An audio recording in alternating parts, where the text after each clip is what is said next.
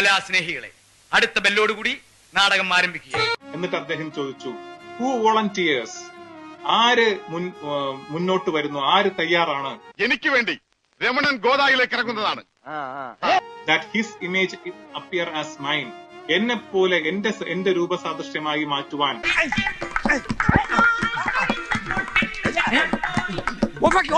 And be killed in my place, എനിക്ക് പകരമായി ഇവിടെ കൊല്ലപ്പെടുവാൻ. വേദനിപ്പിക്കാതെ കഴിക്കണം.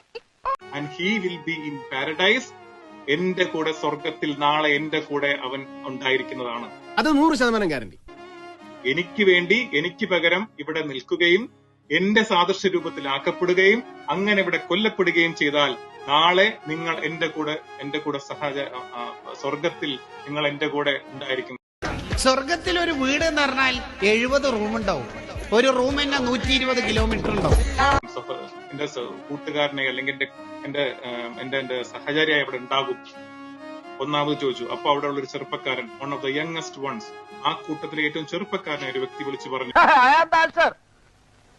എമംഗ് ദ വോളണ്ടിയർ, അദ്ദേഹം മുന്നോട്ട് വന്ന് പറഞ്ഞു, അദ്ദേഹം പറഞ്ഞു, ഈസ അസിം സിറ്റ്, ഈസ അലിസ്ലാം പറഞ്ഞു, നീ അവിടെ ഇരിക്കുക എന്ന് പറഞ്ഞു. നിങ്ങളോട് അവിടെ ഇരിക്കാനാണ് പറഞ്ഞത്. വീണ്ടും ചോദിച്ചു. Isa again asked for a volunteer. ഈസാനത് വീണ്ടും ചോദിച്ചു. ജീവൻ കളഞ്ഞു, നിങ്ങളെ മണ്ഡലം പ്രസിഡന്റിനെ രക്ഷിക്കണം. ആരാണ് നിങ്ങളിൽ ആരാണ് മുന്നോട്ട് വരുന്നത്? The young men kept volunteering. ആ ചെറുപ്പക്കാരനായ സഹോദരൻ, ആ ശിഷ്യൻ വീണ്ടും പറഞ്ഞു, ഒന്ന് പോവാടാ പോയി തരത്തി പോയി കളിക്കടാ, ഞാൻ തയ്യാറാണ്. ഈസാ നബി അലൈഹിസ്സലാം പറഞ്ഞു, താങ്കൾ അവിടെ ഇരിക്കുക എന്ന് പറഞ്ഞു. മൂന്നാമതും then the young man volunteered again. അങ്ങനെ ചെറുപ്പക്കാരൻ വീണ്ടും പറഞ്ഞു, ഞാൻ തയ്യാറാണ് എന്ന് പറഞ്ഞു. അങ്ങനെ ഈസാ നബി അലൈഹിസ്സലാം പറഞ്ഞു, എങ്കിൽ നീ തന്നെ ആയിക്കൊള്ളട്ടെ എന്ന് പറഞ്ഞു.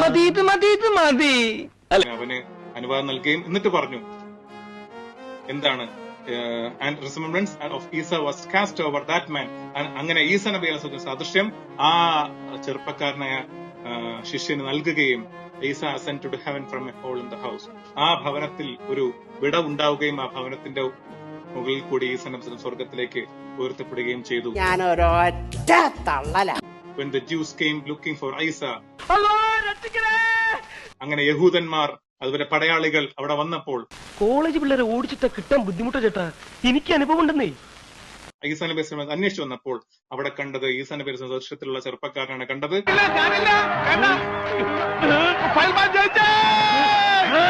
അങ്ങനെ ആ ചെറുപ്പക്കാരനെ അവിടെ കുരിശിൽ തറക്കുകയാണ് ചെയ്തത്. എന്ത് ചെയ്യാൻ അമ്മച്ചി, കൂട്ടുകാരന് ഭ്രാന്തായി പോയെന്ന് വെച്ചാൽ ഞങ്ങൾക്ക് ഉപേക്ഷിക്കാൻ പറ്റൂ. അതൊക്കെ പോട്ടെ, ഈ ചരിത്രമായിട്ട് കുരിശിൽ മരിച്ചു എന്ന് പറയണ്ടല്ലോ ഫാദുക്ക. മരിച്ചു എന്നതിന് അദ്ദേഹത്തിന്റെ എന്തെങ്കിലും ഫോസിൽ തെളിവുകളുണ്ടോ? കഷ്ടം ഇവനെ പിടിച്ച് വണ്ടിയിലെടുത്തടാ, ഇവന്റെ എന്തോ ഒരു കിളി പറഞ്ഞിട്ട് വണ്ടി അടുത്ത റിസോർട്ടിൽ പോയി എന്നെ പറ്റിയാ നോക്കാം. ഇനി ഇവിടെ നീ മരവറ തല വീഴും. ഇല്ലടാ, ഒന്നും ഇടക്കളിട്ടു. എന്നെ പൊക്കി പറയാൻ എനിക്ക് ഇഷ്ടമല്ല. ഉണ്ടോ?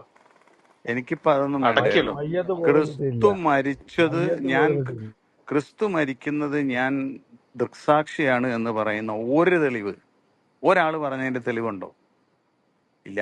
അത് അവൻ കണ്ടു, മറ്റവൻ കണ്ടു. എങ്ങനെ ഇരിക്കണം? ഞാൻ കഥ പറയട്ടെ, ഒന്ന് ഇരുന്നാലോ കഥ പറയാൻ?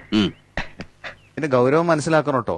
ആ ഇലൂഷൻ മനസ്സിലായി. ഇതൊരു ഇലൂഷൻ, ഇതൊരു നമുക്കൊരു തോന്നല് മാത്രമാണ്, അല്ലെങ്കിൽ നമുക്കൊരു എന്താണ് മതിഭ്രമം അല്ല. ഈ ഒരു ഇലൂഷൻ പോലെയാണ് നമുക്കിത് കാണപ്പെട്ടത്. ഇത് പക്ഷെ സംഭവം നടന്നു, പക്ഷെ അത് ഇലൂഷൻ ആണെന്നാണ് പറയുന്നത്. ഇനി ഇലൂഷൻ ആണെന്ന് പറഞ്ഞു, പക്ഷെ സംഭവം അവിടെ നടന്നു. ആരാ ന്യൂക്ലിയറിനോട് പറഞ്ഞത് സംഭവം അവിടെ നടന്നു